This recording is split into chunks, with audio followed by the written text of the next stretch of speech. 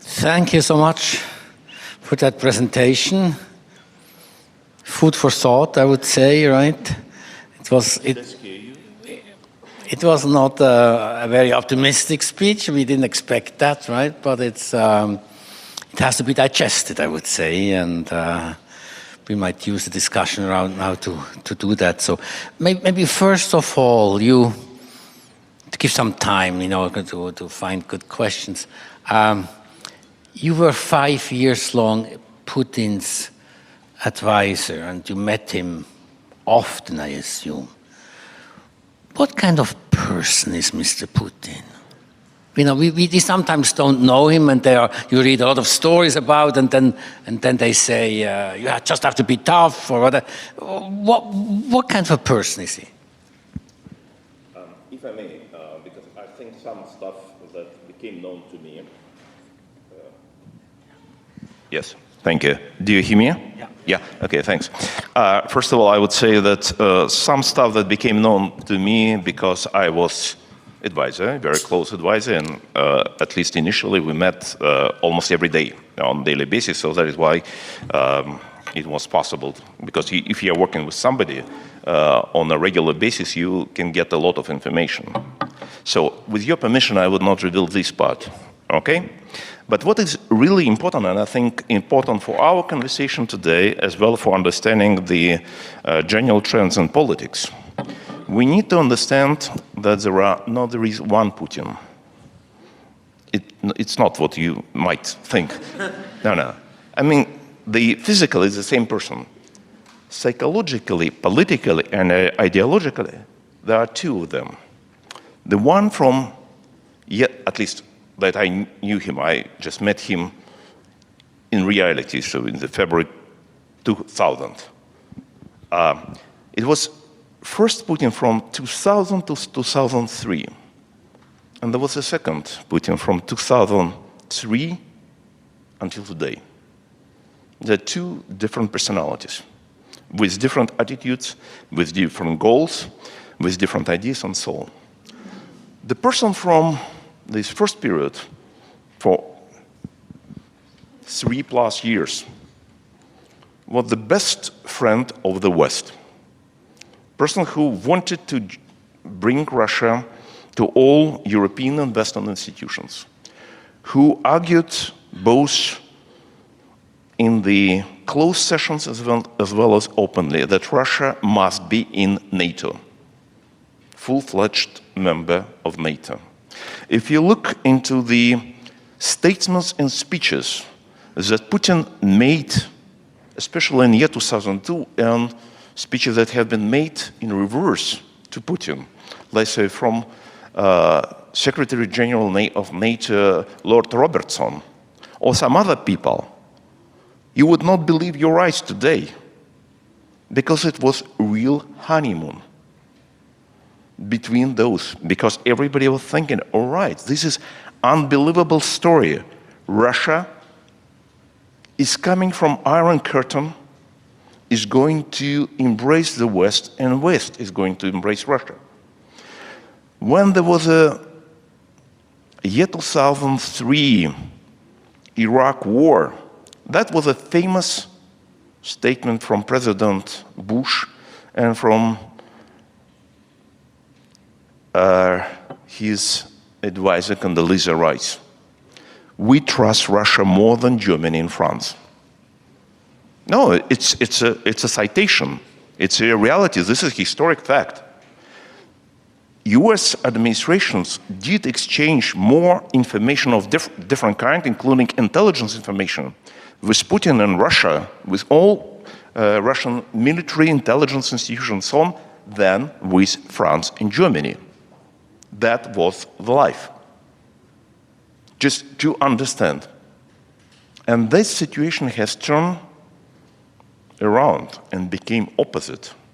So that is why comparing the text and speeches and actions of today with Putin of period, let's say, especially from year 2001 to year 2002, year 2003, you could not believe that it is the same person. So I don't know whether I was able to answer your question, but it probably adds some element of necessary intrigue in our joint intellectual efforts to understand the problem and to find out appropriate solutions. With every question we open new questions, right? It's a circle. It's very difficult. We always talking about Putin. Is Putin as a person the problem, or is it a club of oligarchs? When Putin is gone, somebody else will replace him. The same policy will continue than before. How much personalization can we do here? To some extent, both. But the more moving further, the more it's becoming personalistic. And even the regime itself, I do remember what was in year 2000, the early years that I was there. So I would not say that it was a kind of collective management of Politburo. I did not participate in those meetings, but I read a lot about that. But nevertheless, it was a lot of decisions, especially in my area of responsibility, economic area. So that has been, all those issues have been discussed thoroughly in details, and the positions of different people will be taken into account, including myself. And there was not a single case that my position was an absolute minority. I was an oligarch, you could call me, because I'm just not only oligarch, monarch, or whatever, just was taking over all other positions. So, but Putin would listen to everybody, and after that would take this decision that would coincide with the suggestions and proposals from one person or another, or from the group of people. So that was fact of life. Now, as we can see, certainly not we inside over there, but as we can see, especially in such areas like defense, security, international relations, political, so he becoming more and more personalistic. And it's coming from, let's say, so-called collective KGB group of people who were some kind of managing all this business, more and more his personal regime. But, just not to forget, I would pay more attention not so much to oligarchs, that is an invention that does not have any relation to reality, because never. This is actually one of the greatest fake of the modern Russian history, so-called oligarchs. It's a kind of big, some kind of rich people who arguably had impact on political process. Never. Never under Putin and never under Yeltsin. This is the idea that has been brought forward by Boris Berezovsky in his interview in Financial Times, I believe it was in 1997. Was complete fake, just to present himself, I mean Boris Berezovsky, as such a powerful figure. Just any serious decisions that has been taken not only by Putin administration, by Yeltsin administration, has been taken by political people or bureaucrats. Oligarchs were only executing orders from those people. For example, the most important decision that has been taken, it's appointment of Putin as a prime minister. That is just kind of this, to give support after Yeltsin. None of oligarchs participate in this decision. That decision has been taken by only 3 people. It's amazing, but it's a fact of life. It's a fact of Russian history. By Valentin Yumashev, Alexander Voloshin, and Tatiana Dichenko. It's important to remember that among those 3 people, there was no Boris Yeltsin. Mm-hmm. Boris Yeltsin knew about this decision after that, and he was used to announce it, put it in such way. So that is why neither of these 3 people, Yumashev, Voloshin, or Dichenko, none of them was oligarch.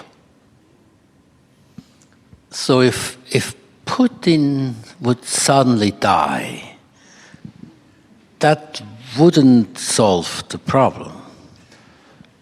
First of all, we need to remember what he has discussed with Chairman Xi if I'm not mistaken, on September 3rd in Beijing, and what his plans, how long he's going to be around. So I don't think that he's sharing your expectations about the longevity. So, but if that happens, at least the kind of science, natural science, especially in these worlds, the universities, teach us that sometimes it should happen. So we have, first of all, a group of people first. And what will happen there, please pay attention to my words. Nobody knows. You can read hundreds, thousands of papers, reports, articles, books, what will happen after. Let me tell you, nobody knows it. We don't know what happened even in democratic societies, regimes, with change of first piece, not in Switzerland. I need to make this exemptions. But even such countries like the United States, even with the person who already was US president before, 4 years before, what is going on right now? Just I talked to many people who did work and who did know the current president for a long time. They are completely in shock because none of them who worked with that person for years and sometimes for dozens of years, none of them was able to predict what's going on. It is in the democracy. Autocracies, and especially totalitarian regime as we have right now in Russia, especially personalistic totalitarian regime, it's unknown. If I have a couple of minutes, can I say an anecdote? It's an anecdote, but it's a reality. So I asked this question actually in many audiences. Especially I like audiences of specialists in political scientists, like in Harvard University or Stanford University, as you know, the best schools of political science in the world. So that when each time I come, not each time, but when first time I came, I just asked the same question. Okay, we have a authoritarian regime where the leader of this authoritarian regime dies. Exactly your proposal. And the country's particular country, just I told them the country is Turkmenistan, is authoritarian regime. Okay, tell me please, according to your own knowledge, your studies, what very good professors did teach you about the models of transition. Who will be next? Your options. Okay, some people would say, oh, it's easy. Head of KGB. Sorry, no. Okay. Head of Minister of Internal Affairs, Interior. No. Head of Army. No. Son. No. Daughter. No. Member of the clan. No. Member of ethnic group. No. Former friend. No. Member of political party he belongs. No. Wife. No. This exercise, thank you. Just if somebody here has any idea, please tell me.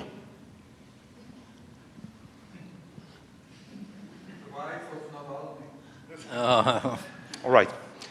That silence followed me everywhere. Sorry about that. In Harvard, in Stanford. I hope that it would not be here. Okay, anyway. The answer is simple because we check, anybody can check. The person who followed the Turkmenbashi, that was the name of this leader of Turkmenistan, was his dentist. We checked as far as we could all political science literature and study any model, any theory, any concept according to which, after death of the leader, would come his dentist. We did not find a single one. So, once again, coming back to your question, who will come, what kind of policy will be, what could happen, nobody can predict.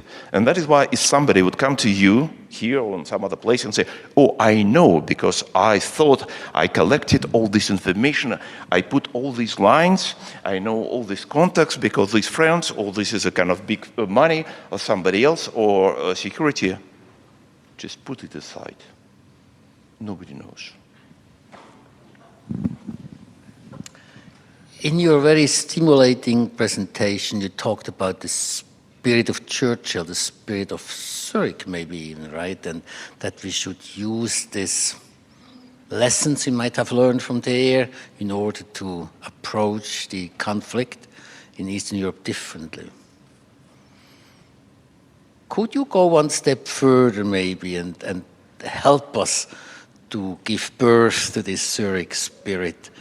What you could imagine that would bring a new approach that even Russia and Putin, with all the power he feels right now he has, would bring him to a end of this conflict.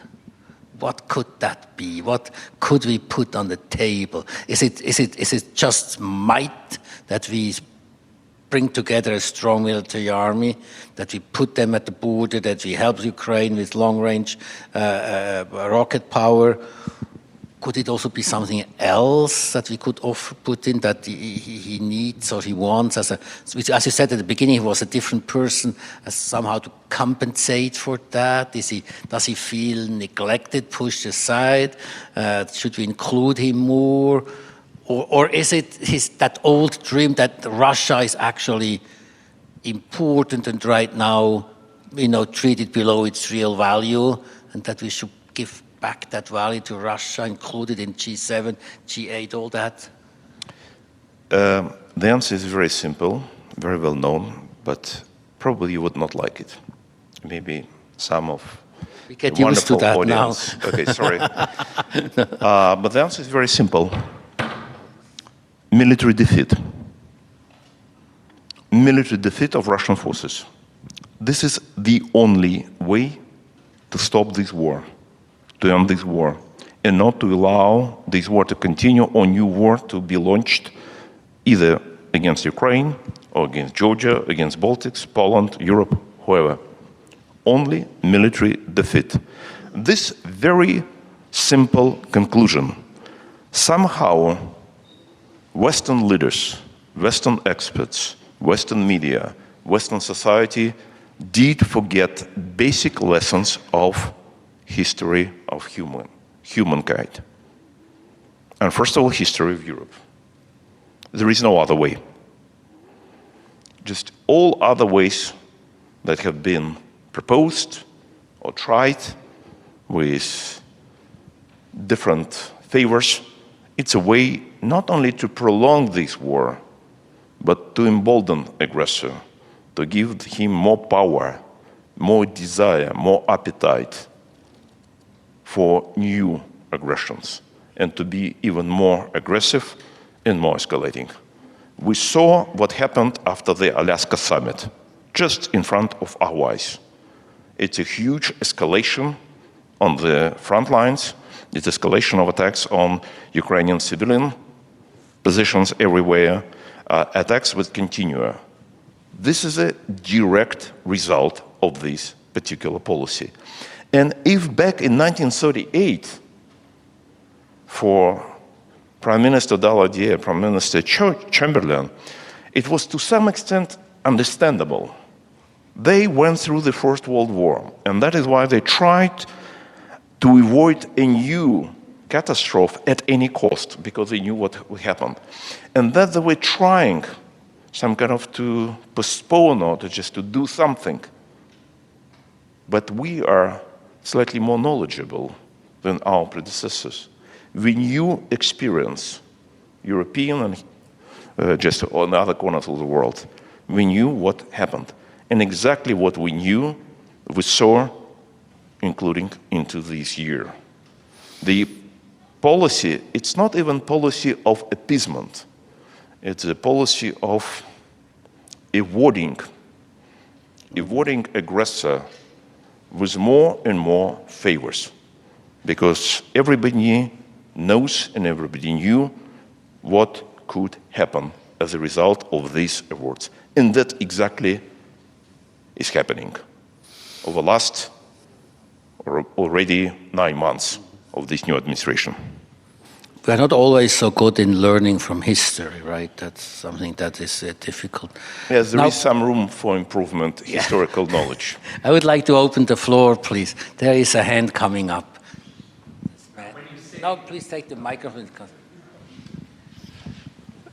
If you say military, you said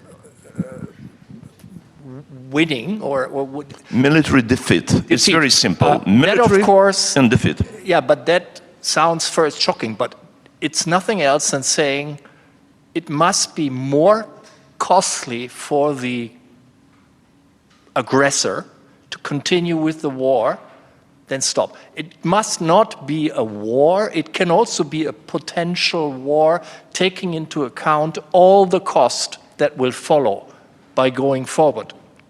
You're absolutely right. Because it's not only military defeat per se, but the very clear understanding by aggressor that he cannot win this war.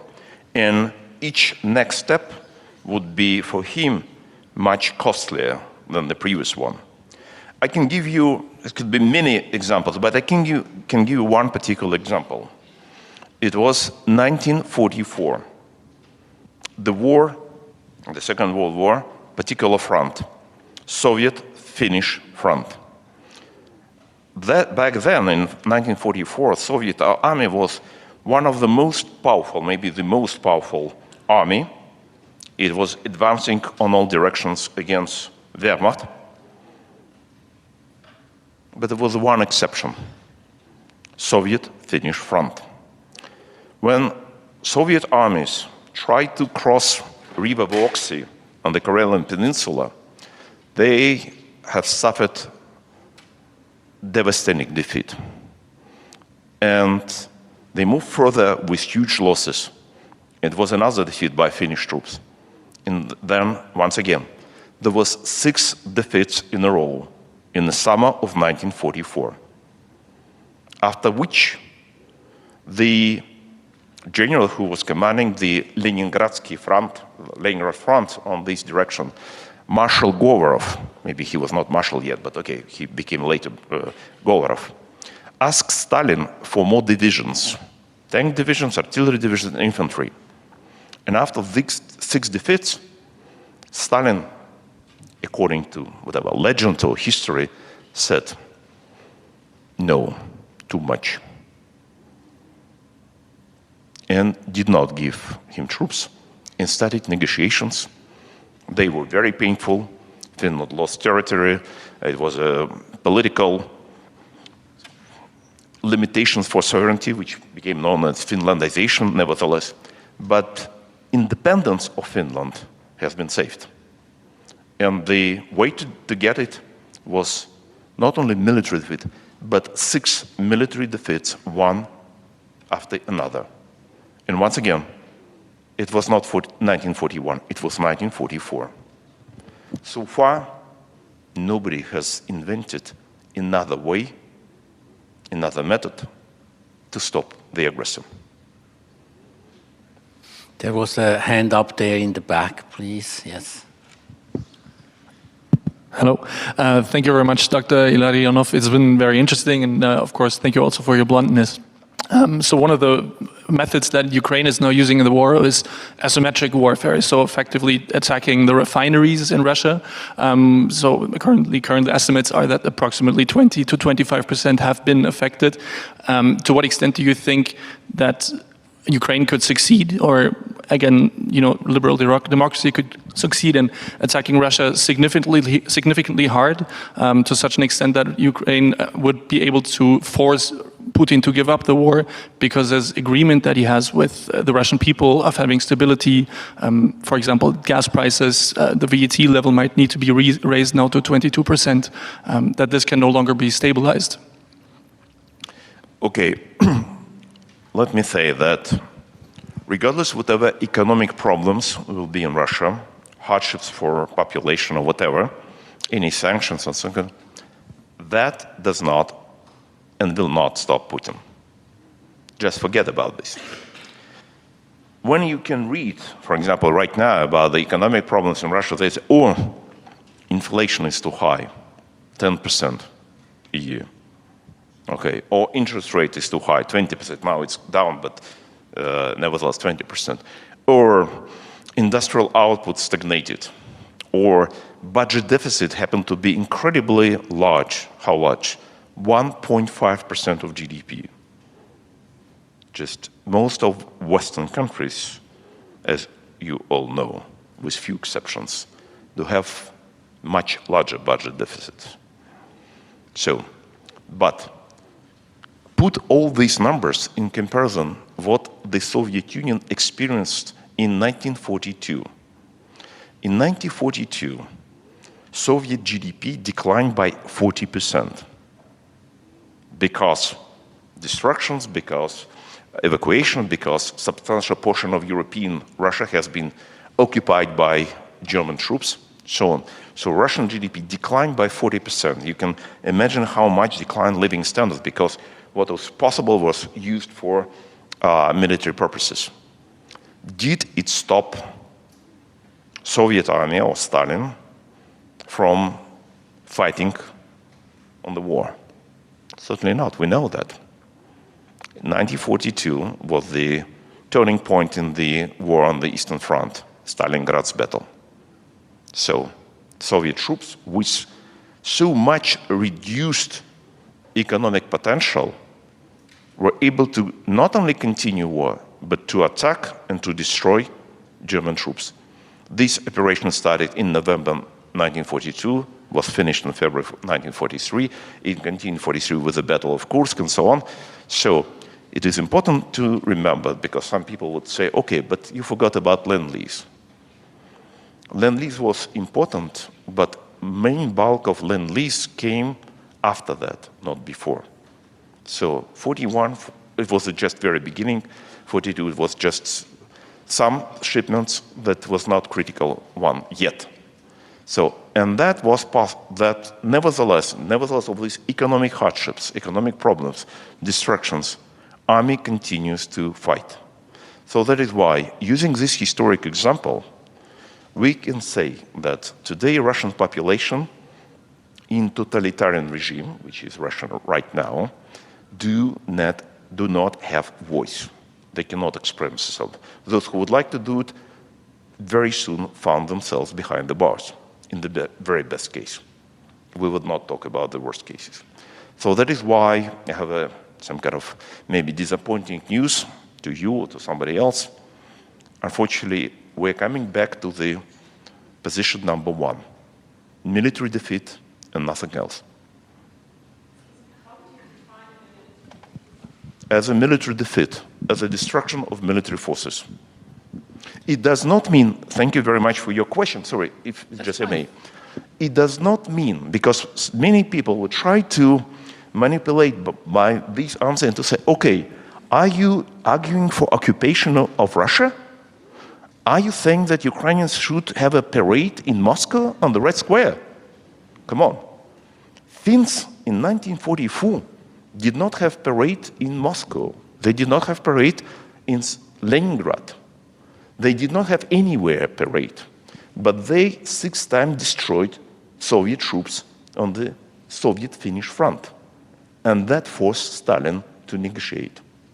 It means physical military destructions of troops who are aggressors and who are on the Ukrainian territory right now. There's another hand coming up here, please. Assuming Putin doesn't win the war, what's the risk and probability that he would use tactical or nuclear weapons? Okay, this is an area of probability theory, so that we need to move to mathematics or physics or whatever. So that is why it would be, whatever will be said about that is not quite relevant, because by most of estimates analysis, this probability is incredibly low. But no one, none of serious experts would say that it is zero. And that makes difference. Zero is one scenario, it is one scenario, but very low probability, but slightly higher than zero. It is enough to worry about that and to take into account these calculations.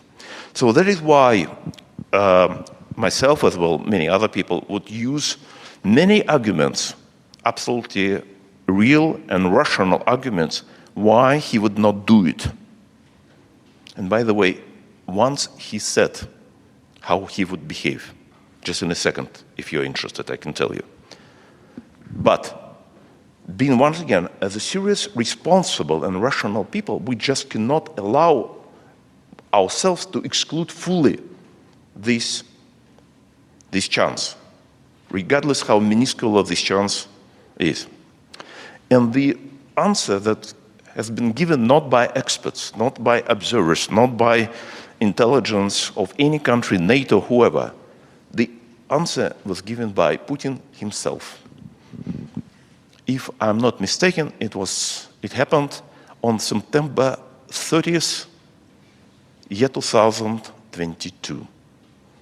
Once again, it may be the 30th or 21st, because he gave two speeches, one 21st, another 30th. I might mix one of them, but just it was in September 22.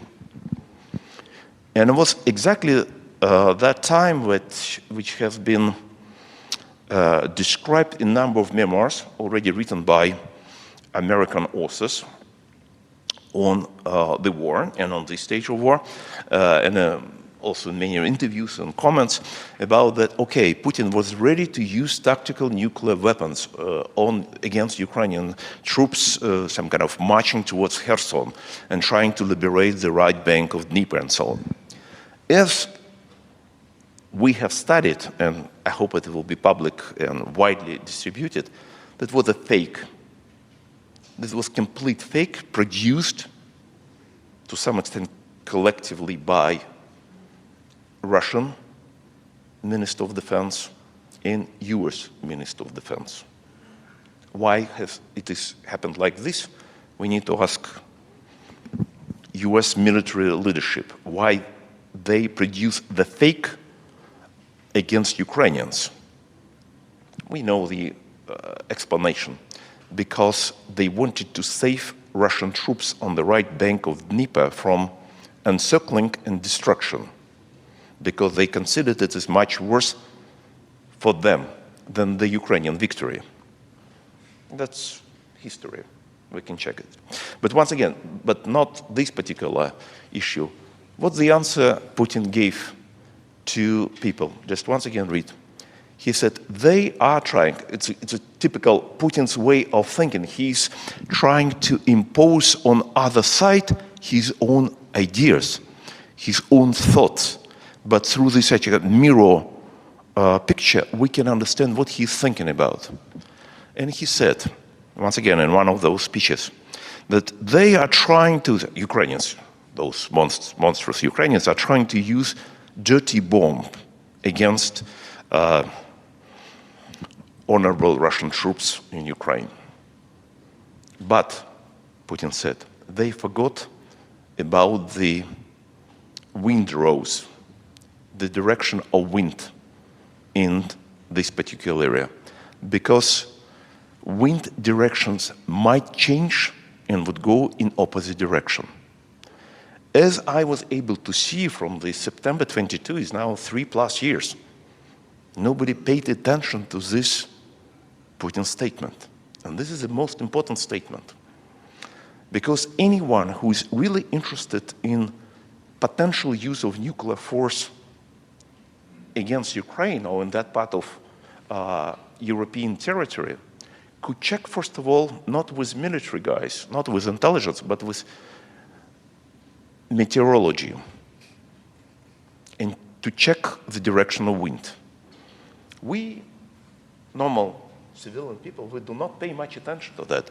Putin and his military guys, smart enough, they checked the wind direction, and they found that the main wind direction over Ukraine is from the west to east, which means if Putin or anybody else would detonate any nuclear device in Ukraine, the predominant wind would bring all these results, wonderful results of these detonations, to Russia.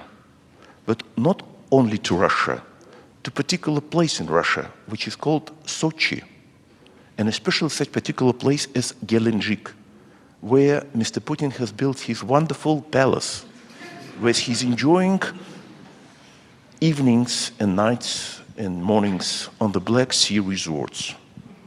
So that is why, since he's very much interested about his living standards, he has checked wind direction first and found this kind of unpleasant fact.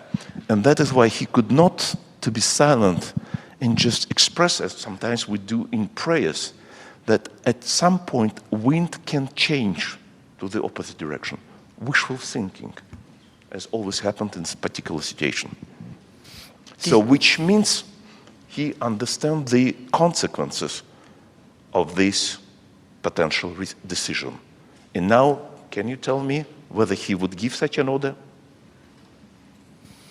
This is almost a positive note. We have I would agree with you. we have 5 more minutes to go, and I suggest maybe 1 or 2 questions. I saw a hand coming up here. And there's another hand there. Let's put those 2 questions together, and then you can answer them together. Maybe you first. Thank you. Thank you very much for your lecture, and I fully agree with your call for military defeat of Russia. But given your expertise in economic policy, I'll ask a question about trade. To this day, many European countries continue to trade with Russia, although the volume of trade has declined, but still. Switzerland buys a lot of Russian gold, pearls, and other raw materials. So what do you think might be the incentives for European countries to decrease or stop their trade with Russia? And if this trade is indeed stopped, how much would it cripple the Russian economy? Okay, thank you. We just take a second question, if you allow. Back there, it was a hand. Okay. Hello, good evening. It's very interesting to know your opinion about, for example, we all was hoping for meeting from Putin and Trump in America. But as we see, nothing happened. Do you see more for example, Recep Tayyip Erdogan, who can bring Zelensky and Putin in a round table to discuss? Who you see as powerful to discuss, to make peace more near? For example, I think personally that Angela Merkel was a very special political woman, powerful woman, but she is not now in game. So what do you think? Who you see more in Europe? Because Trump, I don't think that it brings something so that can bring people on a round table to discuss. Thank you very peace. much. Thank you. With your permission, I would answer this question first, and after that, come back to yours question. I have a feeling that I was not able to bring my message to the audience. And I'm thinking what I did wrong. What I did not say, or say some in not in right way, not to explain my position as much as I could. Actually, I tried. I admit, but it's failure on my side. If I may, I would again repeat the main message. But before, if somebody, I don't know who expected anything from this summit with Trump, me myself, I did not expect any good. And it seems to me I was right not to expect any good, because as a result of this summit, there was a very clear acceleration and intensification of Russian war against Ukraine, with very many more attacks on front lines, with very many more bombs dropped on the Ukrainian position, with many more drones and missiles attacking Ukrainian civilian positions, with many more civilians being killed during this period than before. So that is why I did not expect anything good. Unfortunately, these expectations turn out to be correct ones. As for any potential meetings of anyone from the West with Putin, the consequences of such meetings would be exactly the same. More devastations for Ukraine, more killings, murders, tortures of Ukrainians everywhere. So if the purpose of such meetings just to bring more devastation to Ukraine, okay, it's possible to try, but we know the result. So the answer to this, peace. Peace can be achieved only in one way, through the military defeat of aggressor. There is no other way. Period. If necessary, I can repeat it again. Okay, with your question about the import by European countries from Russia, I checked last information they are saying. Only three countries buying Russian oil. All others stopped. The largest importer is Hungary, second is Slovakia, and third is France. They substantially reduced the volume, but only these three countries still buying Russian oil. But also there is some gas from Russia, both pipeline is very small one via Turkey, and some LNG. That's true. So we know the position of the European Union. They are going to, maybe next year, to fully stop this import of energy from Russia. But I need to tell that I was always against such a policy from Europe and from the United States that they have introduced to stop energy from Russia. Because I think, and I thought, and I still think, that's the right approach. So the approach that they've taken is the wrong one. Because that approach did not deprive Russia from proceeds from energy export. They rerouted this export. Okay, Europe down. They rerouted to China, to India, to Latin America, to some Asian countries. And if we look into the numbers, each year, so the first year, 22, was enormous.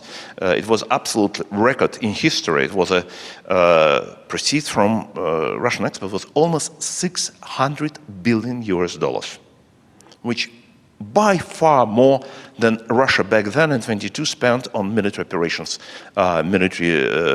against Ukraine. So that is why now it's slightly less. It's now about $400 billion annually, and with such flow of foreign exchange, hard currency exchange, to Putin, he could continue such war endlessly. As once again, as Biden used to say, as long as it takes. And here the problem, because one of the most important products in the Russian export, as we all know, energy, especially such a liquid energy like oil and LNG, which can be sold almost everywhere. The problem is that Russia is such a large exporter of oil and all this energy that the world itself cannot cancel fully purchases, because nobody in the world could replace Russia as the main exporter of those resources. Neither Saudi Arabia, nor United States, nobody else. That is why, if just imagine this situation that Russia is not supplying world with now between 9 and 10 million barrels per day. It means either somebody should replace it or prices would be on the world market, not 100, maybe not $200 per barrel, maybe high. That would put all world economy into, put it mildly, crisis. So what to do in this situation? So that is why actually the idea was to have this situation, just to think collectively, jointly, what can be done. Back then, in February 22, and after that in March 22, I proposed a different approach. Not to stop Russian export of energy. When these exports will be replaced by somebody else, it's fine, but not before that. But until it happens, to do different stuff, instead of putting all these caps or limitations on, to introduce smart sanctions, not simple and I would say dumb sanctions that have been introduced, but smart sanctions. What does it mean? It means taxation of Russian export, let's say at rate 50%. Accumulate those tax proceeds from Russian export on special accounts and to reroute them into Ukraine. Which means, on one hand, it would be some relief for partners of Ukraine that need to finance whatever military means or economic means of Ukraine or humanitarian means with own resources. And that is why they would maybe not need to spend so much. But mostly to force Russia, aggressor, to pay for its aggression to victim of aggression. If, let's say, Russian export this year or previous years was about $400 billion with a tax rate on this export, 50%, it would mean up to $200 billion annually. That would be rerouted to Ukraine. And Ukraine can use this money either for economic reconstruction or for support of people or for humanitarian assistance or for military purposes. So that is why the idea is to force aggressor to pay for its aggression. And this is kind of built-in mechanism, some kind of automatic mechanism that would use those resources against the aggressor. Unfortunately, this idea has not been taken by Brussels and Washington. They prefer a different approach, which, as we predicted, did not work. But the chance to apply this approach and to do it still available. That was indeed a Churchillian evening, wasn't it? You are, in a way, calling or promising blood, sweat, and tears. It's coming. That's the only way we can oppose this Russian aggression. And but at the end, I promise victory. Victory for all of us.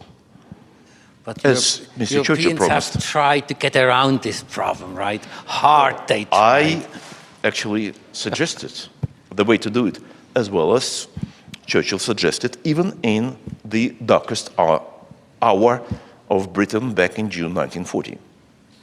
You put the finger right to the heart of the problem, right? As long as Europeans are not ready to go to war, they will not stop Putin, right?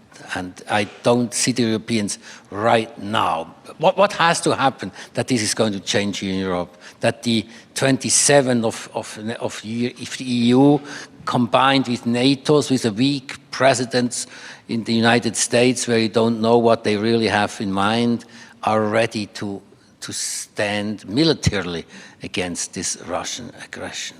Generally, I would agree with you, but I would change the word. I would use not Europeans. I would say Westerners.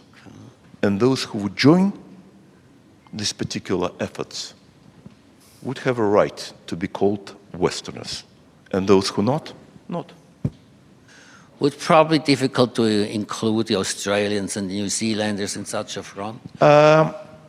I don't have any particular geographical preferences because we know the West is a cultural concept, ethical concept, political concept, ideological concept, value concept. It is not related to particular geographical region. You might be a Westerner even if you are Taiwanese. That's right. And you might not be a Westerner if you are in Nazi Germany, even it is Europe. Even if I don't like it too much, I have to say you are probably right. And Sorry we about have that. to think about that. And as you suggested, we have to act quite quickly, right? You gave a wonderful presentation tonight. We are happy to have you here. Thank you so much for coming to Zurich. We have some chocolates for you to sweet a little bit your nights. I hope it will be not only for me, but for everybody. Okay. And otherwise, you are always welcome back. Please do Thank you. that. Thank you so much. Thank you very much. Thank you.